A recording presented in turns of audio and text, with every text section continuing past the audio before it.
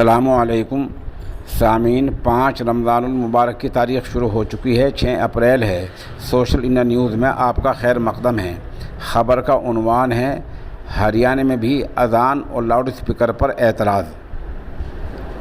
ہریانہ کے شہر پانی پت میں محمد اعظم نامی ایڈوکیٹ نے ڈپٹی کمشنر اور وہاں کے پولیس کپتان کو درخواست دے کر یہ اعتراض کیا ہے کہ پانی پت شہر میں لاؤڈ اسپیکر صبح 3 بجے سے شروع ہو جاتے ہیں، جس سے بچوں کی پڑھائی میں نقصان ہوتا ہے، بیماروں کو نیند نہیں آ پاتی ہے۔